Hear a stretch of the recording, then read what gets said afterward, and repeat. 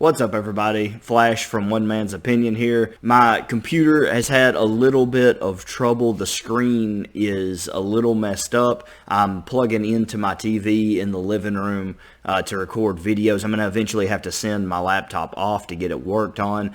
So for the foreseeable future, this will probably be the backdrop that you get. I won't be in my regular work area. I'll be doing it from here. That keeps me from having to move TVs around the house and stuff like that. It's much easier just to move the laptop to a different location. So I was just going to let you guys know there will be a period of time coming up. I'll try to give you a heads up about it, but there will be a period of time coming up where videos will be coming in much slower because I'll have to pre-record a bunch of them and set them to publish on dates that my laptop is going to be away from me. And so if you guys are reaction fans in particular, if Epic Rap Battles or Voice Play or Home Free or somebody like that drops a new video, I may be slow getting to it. It may be a week or two before I can get around to it. But this is just my heads up to you guys. Thank you all so much, as always, for sticking by me, for hanging with the channel, and for being patient as I'm working on trying to get this stuff fixed. Thank you so much. Enjoy whatever video I have coming up next for you. What's up, everybody? I'm Flash. This is One Man's Opinion, the show where we cover just about everything, and today I've got a movie review coming at you. I just recently saw Violent Night, or is it Violent Nights? I think it's just Night, no S. Anyway, Violent Night, starring David Harbour as Santa Claus. I got quite a few thoughts on this movie. I'm not going to keep you for very long. Basically, Violent Nights is a movie about a Santa Claus who has become fed up with the holiday season. He's a little bit over it, the greed of children and their parents, and just the more, kind of a theme we've seen in other Christmas movies over and over again. It's a pretty common theme. This time from the point of view of Santa Claus, which is also something that we've got before. And that's something that you're going to see a lot in this movie. It does borrow from quite a few other films, such as like Die Hard or Home Alone, both of which are called out by name. I would even say it kind of borrows from Star Wars a little bit. I'll talk about that in a second, but that one's a little bit more abstract and may have just been me projecting something onto it myself. Who can say? Despite all those things that are borrowed, it is a unique experience. It's unique, number one, in that it's not often you get a rated R Christmas movie. I don't remember checking the rating before I walked into the movie theater. Unless I'm just crazy, this movie would have to be rated R. And that's the first thing I want to cover. As far as Christmas movies go, this is not a family Christmas movie, which is unfortunate because Christmas is a time for family, which is why I don't think you've seen much of this done in the past. You've had horror movies that have taken place on Christmas and haven't been rated R. I know that there are probably a couple out there that have, but I'm pretty sure, like Black Christmas, for example, is a PG-13 movie, if I'm not mistaken. It's pretty rare to see a Christmas movie go into the rated R territory because it is such a time for family, and this is not a family-friendly film.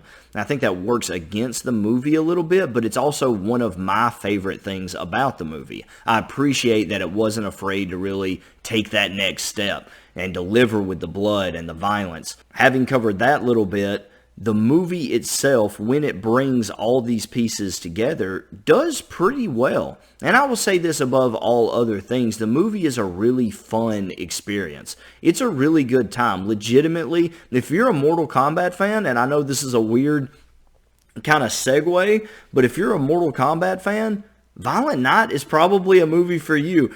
I saw way better fatalities in Violent Night than I saw in the Mortal Kombat movie. Legitimately some pretty cool and creative deaths in this movie that I had to applaud.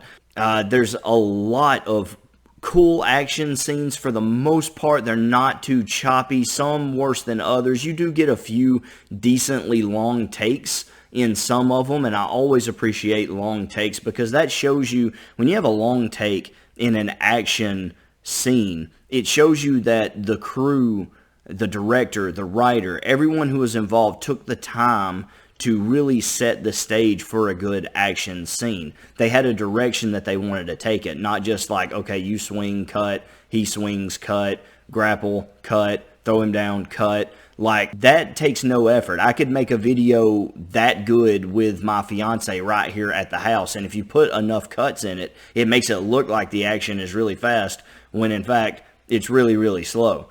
And so I always applaud when you have those longer takes. It's certainly no John Wick as far as the action scenes go. They're not that well choreographed, but it's pretty darn good. It's definitely not the worst thing I've ever seen, and I'll say that and leave it there. David Harbour does a really good job in this film as Santa Claus, as sort of a burnout, fed up Santa Claus.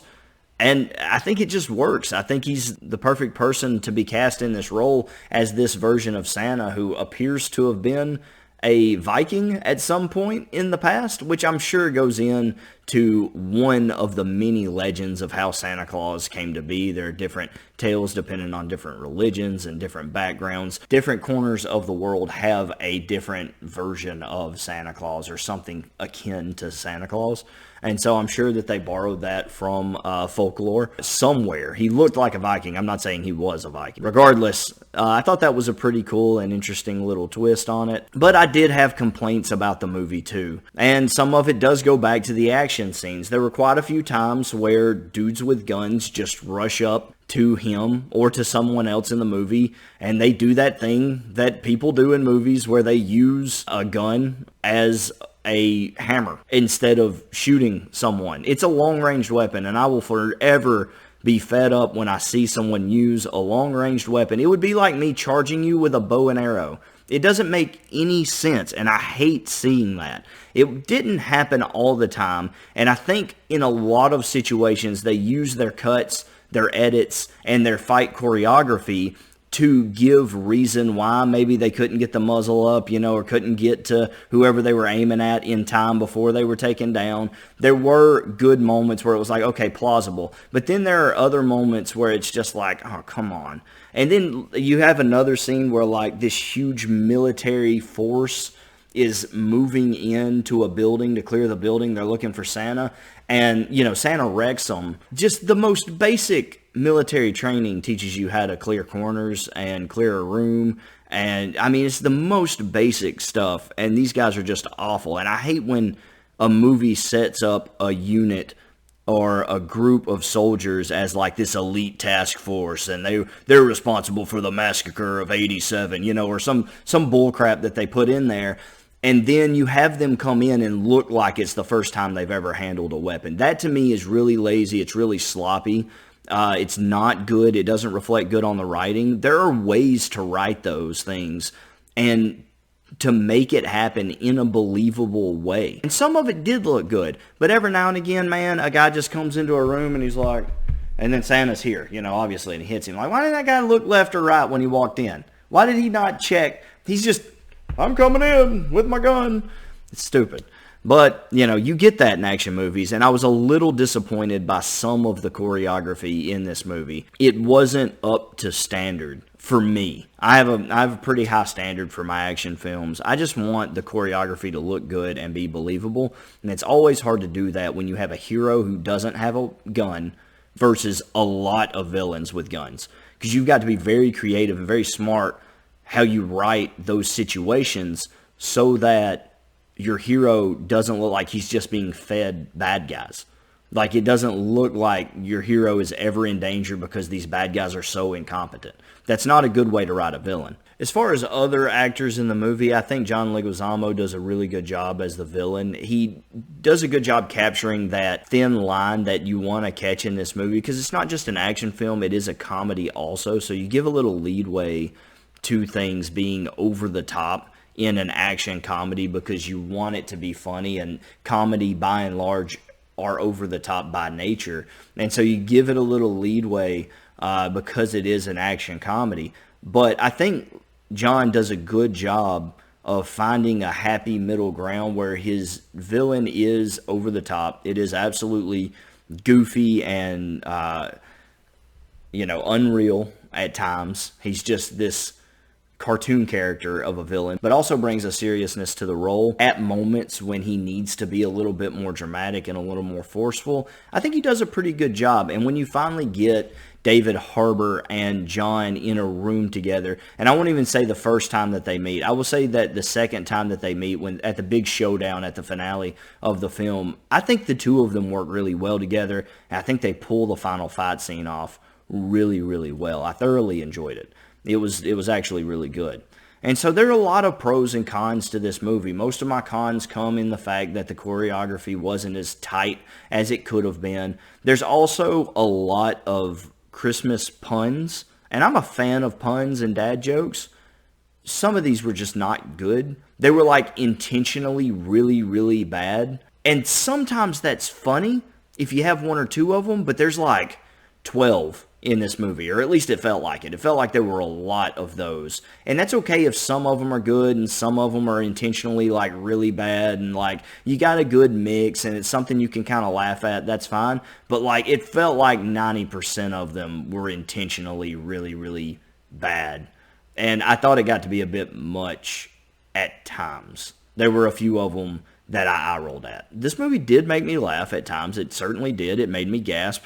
There were action scenes that I was like, that was incredible. That was awesome. You know, like I had all the reactions that I think this movie set out to make me have. Just a few things in the comedy that I rolled at, and a few things in the action scenes that I was like, oh, come on, that's stupid. Overall, it was a really, really good experience. No spoilers here, so I won't go into further detail. I don't know if I said this or not, but the little girl in this movie was really, really good. There are times when child actors, I feel like I'm kind of hard on them at times, because you do have moments where child actors are just not very good. They're not very convincing in their roles. I thought she did a really, really good job. I think her name is Leah Brady. Yeah, I believe that's right. But she did a pretty darn good job with her role. Oh, and last thing, I mentioned Star Wars at the beginning of this. I feel like I should explain myself with that one. There's a scene where they're chasing each other on snowmobiles through the woods, and it just really reminded me of Return of the Jedi when Luke and Leia are being chased by the stormtroopers through the woods. Like, there were a lot of similarities, including people, how they were getting knocked off of their snowmobiles, that almost looked shot for shot how it happened in a couple scenes, or in a couple of moments during those scenes in Return of the Jedi. I have no idea if it was inspiration, for that part of the film or not. It just, parts of it looked just really similar to me. Not a complaint, not a compliment, just something that I noticed in the movie that I was curious if anybody else noticed. Let me know what you thought about the movie down below. I'm going to give my rating.